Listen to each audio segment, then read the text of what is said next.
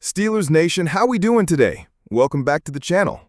You already know what time it is. Our Pittsburgh Steelers are in constant pursuit of getting better. Every practice, every rep, every roster move is about one thing: building a team that can bring real results this season. And as always, we're here to break down the biggest news and rumors so you stay ahead of the curve. But before we dive into today's story, which includes a surprising veteran potentially coming to Pittsburgh and even some buzz about a blockbuster quarterback situation, do me a favor. Smash that like button right now if you bleed black and gold, and hit subscribe so you don't miss any of our exclusive Steelers coverage.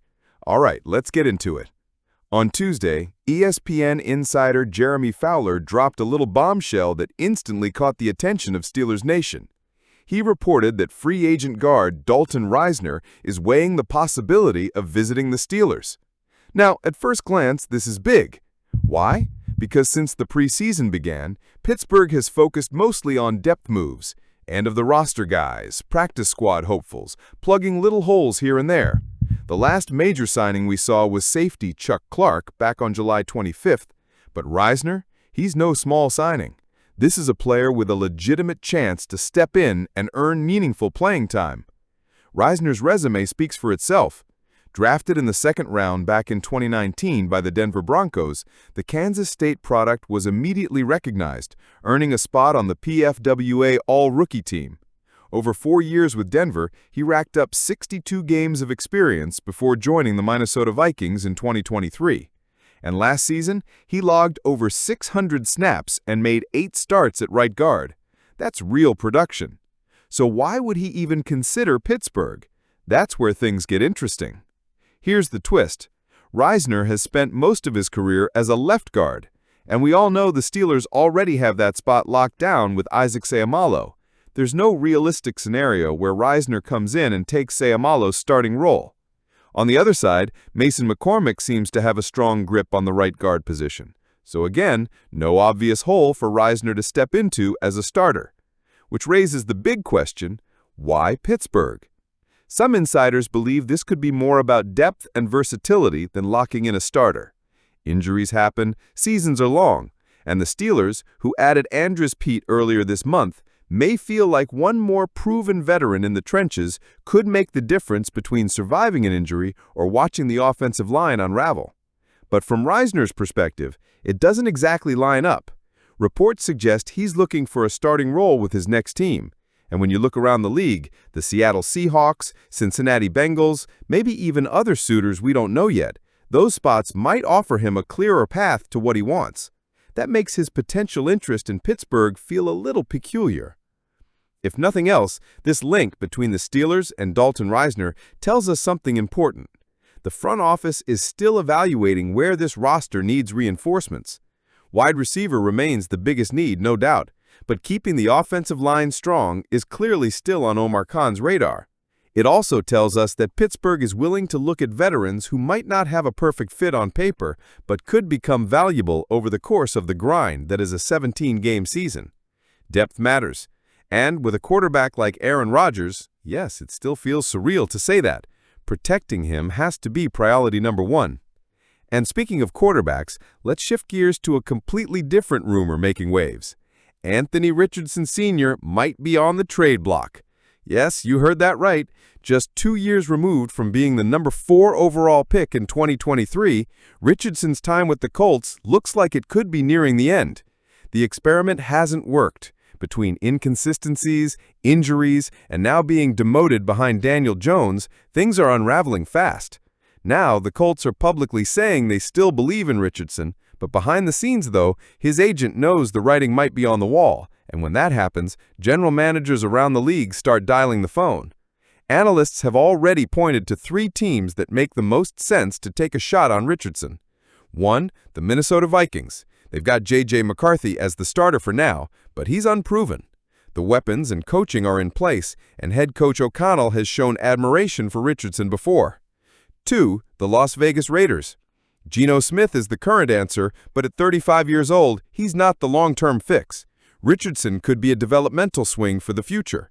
3, Pittsburgh. Yep, you knew this was coming. Here's the logic. Aaron Rodgers most likely has 1 year left in him. After that, the quarterback situation in Pittsburgh is wide open. Who's the heir? Who's the long-term plan? Right now, nobody can give you a clear answer. That's why some believe the Steelers could, and maybe even should, get in the mix for Richardson. Imagine this. Rodgers finishes his swan song in 2025, and Richardson spends the year learning under him, developing in a stable environment with Mike Tomlin guiding him. Sure, Richardson hasn't had the best start to his NFL career, but the raw talent, it's undeniable. If Pittsburgh could acquire him for a mid-round draft pick, the kind of move Omar Khan has never been shy about making, suddenly the Steelers might have their quarterback of the future waiting in the wings. Every practice, every drill, every snap, it's all about getting sharper, tougher, and more prepared to bring the results that Steelers fans deserve this season. So before we jump into today's exclusive story, do me a quick favor. Hit that like button to show your support for the Black and Gold, and subscribe if you haven't already. We've got a long season ahead, and you're going to want to be locked in with us for every piece of breaking news, every analysis, and every behind-the-scenes moment. All right, let's get into it. This week, the Pittsburgh Steelers hosted a joint practice with the Tampa Bay Buccaneers, and let me tell you, it was an eye-opener. Anytime two teams get together in camp, you know you're going to see some raw, unfiltered football. No game plan, no sugarcoating, just talent versus talent. And this one gave us a real look at where our Steelers stand right now. The offense came out swinging. Early on, they landed some shots on Tampa's defense, showing flashes of the creativity and rhythm that fans have been waiting for. It wasn't perfect, we'll get to that, but there was plenty of reason to feel optimistic about what this group can become once Week 1 rolls around. And after practice, none other than quarterback Aaron Rodgers stepped up to the microphone to share his perspective. Steelers Nation, this was the good stuff. Rodgers didn't just give cliches, he gave us an honest breakdown of what went right, what went wrong, and why this practice might have given Pittsburgh a massive edge heading into the season. Here's what Rodgers had to say. "I think it was good for us to get some work in. I felt like there was a lot of film to correct. Failure is always best this time of year to learn from, and let the coaches, let Arthur Smith, go through it." Right away, you see Rodgers' mindset. He's not worried about perfection in August. He's focused on using these moments to learn, to sharpen, and to make sure mistakes today don't turn into mistakes in September. That's exactly the veteran leadership this young roster needs. Rodgers praised Tampa Bay for bringing the heat, literally. The Bucs didn't hold back, bringing pressures from different angles, forcing our offensive line and protection schemes to really think on their feet. He loved it. Why? Because when you practice against vanilla defenses all camp, you don't grow. Iron sharpens iron, and Rodgers knows that every blitz they see now will make them stronger when it counts. He even singled out a few moments. He said, "I thought we started practice very well in the 7 shots, and they kind of got after us in the team run. It was very correctable things that we kind of messed up on angle-wise. I felt like we got after them pretty good in the third down periods. You know, we had a chance in 2 minutes, but good film to work on." That balance, acknowledging the mistakes but highlighting the positives, is exactly what you want from your quarterback. He's pushing this team without tearing them down. But here's the real gem from Rodgers' comments. He revealed one detail that might give Pittsburgh a massive edge moving forward.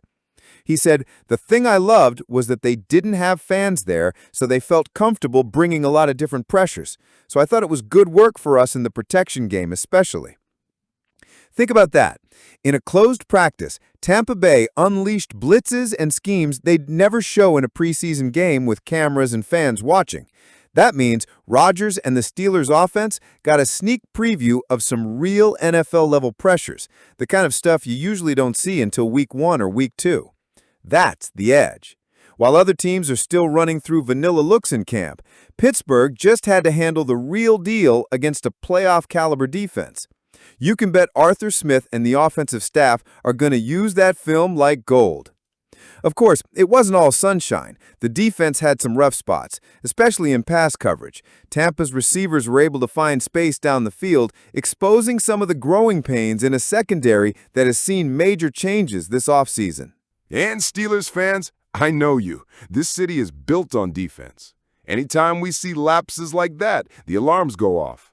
But Rodgers' comments help put it into perspective. It's practice. It's August. Mistakes now are just opportunities to correct before the real games start. Still, it was clear the Buccaneers were able to sustain some drives and hit big plays. The challenge for Terrell Austin and the defensive staff will be making sure this group gets more disciplined, more aggressive, and more cohesive before the opener against the New York Jets. At the end of the day, the results of a joint practice don't matter. Nobody's keeping score. What matters is the tape. What matters is how this team responds to being tested. And from what we heard from Aaron Rodgers, Steelers didn't shy away from the challenge. They embraced it. They got valuable reps against unique looks. They learned where the weaknesses are. And most importantly, they're taking the right mindset into the next step of camp. This 2025 season is already filled with storylines. Rodgers' first year in black and gold, Arthur Smith implementing his system, a defense trying to reestablish its identity. Nobody really knows how good or bad this team will be just yet. But practices like this, they give you a glimpse of the potential. So Steelers Nation, here's where things stand. Dalton Risner is at least considering a visit to Pittsburgh, though the fit isn't perfect. Could this be about depth? Could it be about leverage? Or could the Steelers actually see him as a swing guard who plays more than we think? And on the quarterback front, Anthony Richardson's name is starting to swirl in trade rumors, with Pittsburgh sitting there as a potential dark horse. Both of these stories tell us one thing. Omar Khan and the Steelers front office aren't standing still. They're exploring every angle, every possibility to strengthen this team not just for Week 1, but for the future. Now I want to hear from you.